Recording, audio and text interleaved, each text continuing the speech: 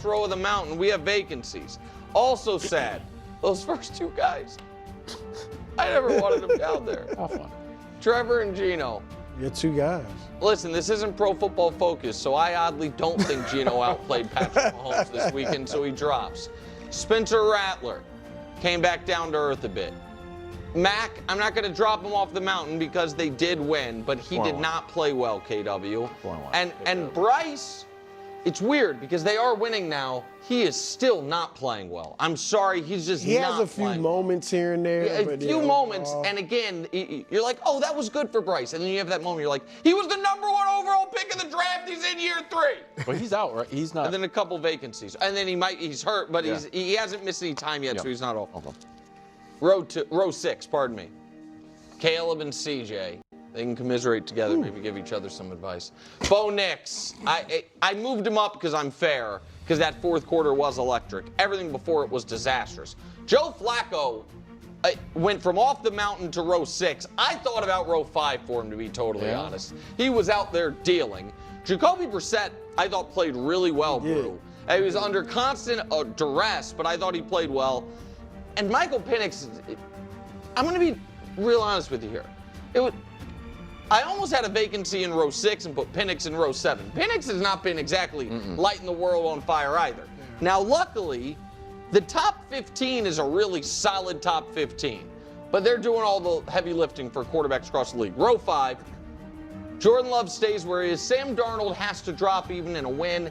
It felt like the Seahawks were doing everything they could to give Houston a chance, just so their defense could then deny him every time. Not a sharp game by Darnold, and contrary to what Danny Parkins will tell you, not a sharp game for Justin Herbert, who, once they got down 21, did start dealing what was a big part of why they got down 21, and then did have the ball down 14 with a chance, are we going to make this one-score game? They get 0 points.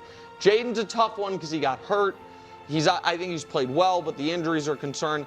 And even in the loss, I know he made the one mistake. I thought against that Broncos defense, Jackson Dart over the course of the game played quite well. And so I bumped him up.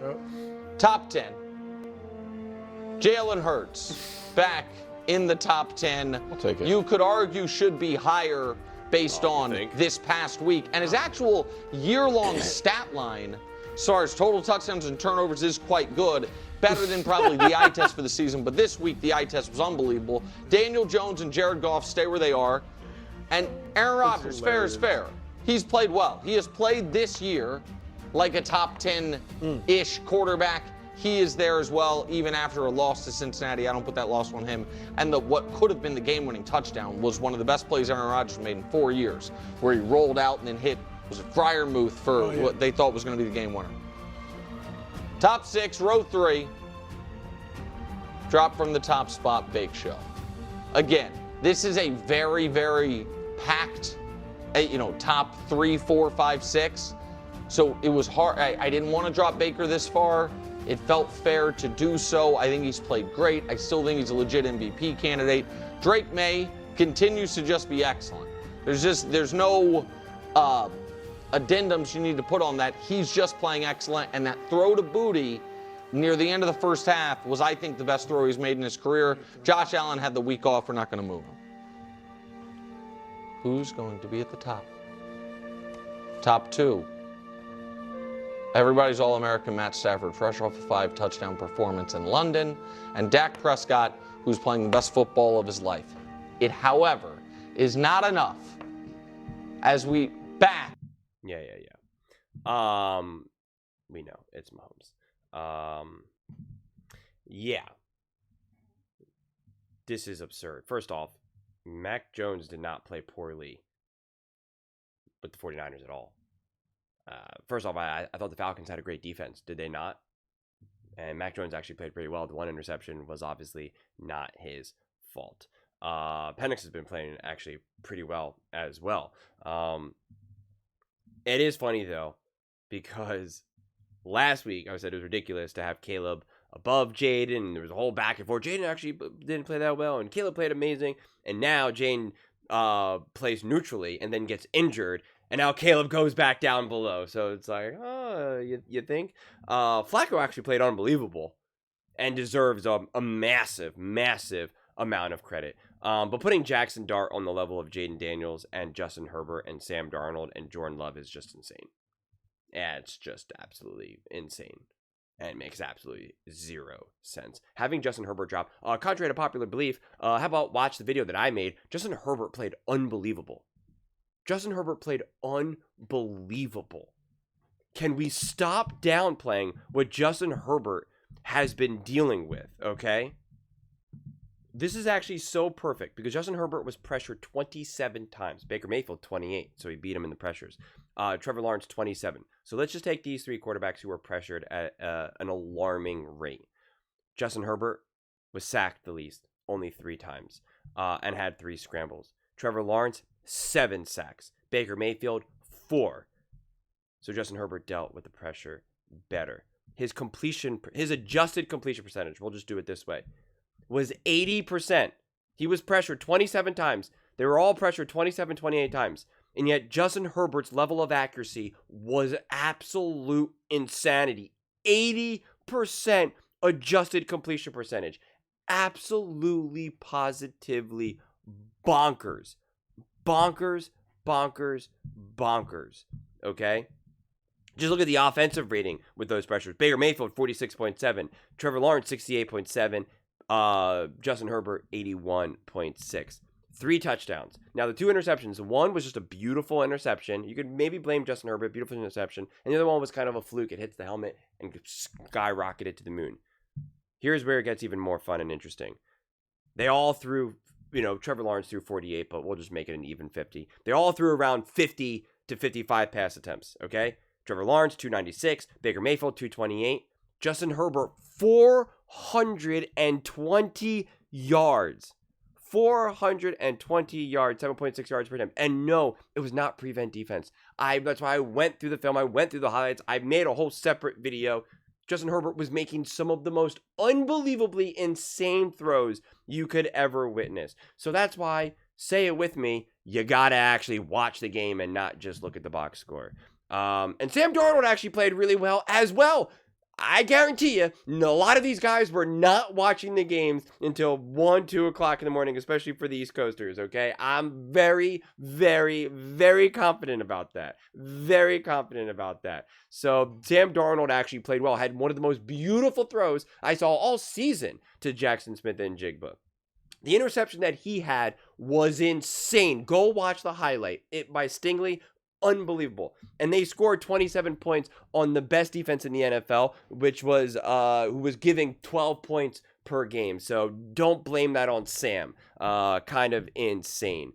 Rodgers has been playing great. Goff played okay. He didn't play bad. He had the interception and the fumble. But I don't think that game was exceptionally great or bad on his part. He did what he needed to do for the game, and sometimes that's just all you're asking your quarterback to do.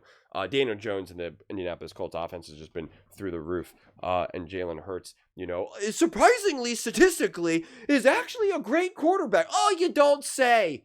You don't say. And then you want to say the eye test is bad for Jalen Hurts? No, if you actually watch the game, you'll realize that he often has nowhere to go with the ball, and his offensive coordinator has been struggling with play calling, and there's been no run game, and his O-line has not been good, and his receivers are constantly not open, and so he's been constantly forced to make something out of nothing week after week after week.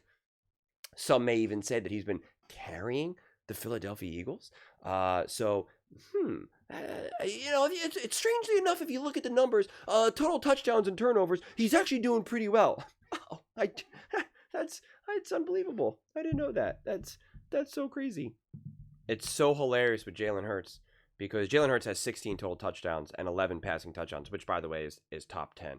Everyone was oozing and going crazy over Baker Mayfield, who has 13 passing touchdowns and 2 interceptions, and Jalen Hurts has 11 passing touchdowns and 1 interception. And again, Jalen Hurts has more total touchdowns than essentially, I think he's top 3 in total touchdowns right now. And he has 1,400 passing yards, just too shy of 1,500,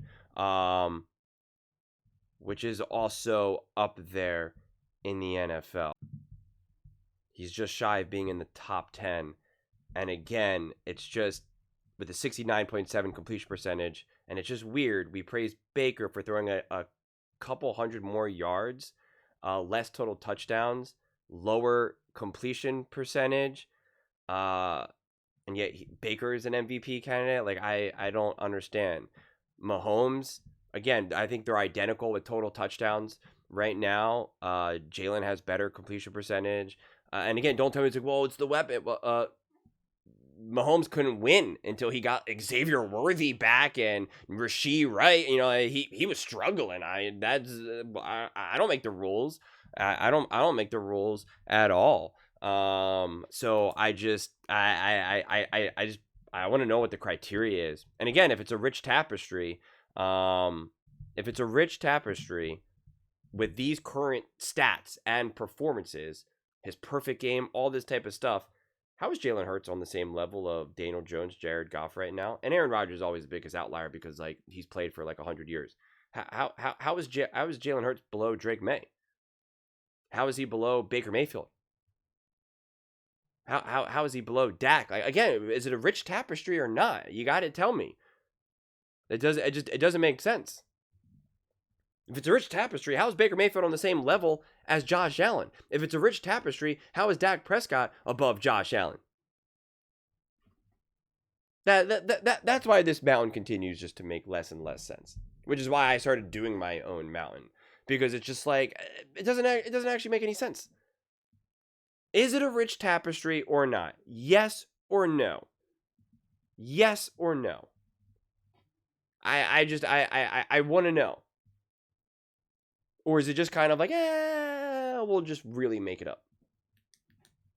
Because that's what makes then doing these types of videos harder and harder and harder. Because it's just like, how can I rearrange quarterbacks if I don't even know anymore what the criteria is? It just doesn't really make any sense. It really doesn't. It makes no sense. So I find that inherently frustrating, honestly. And at the top of the show, it's pretty funny. Nick called out Wilds and said, you called me out like a month ago for saying, why should anyone watch this mountain? That's what they said.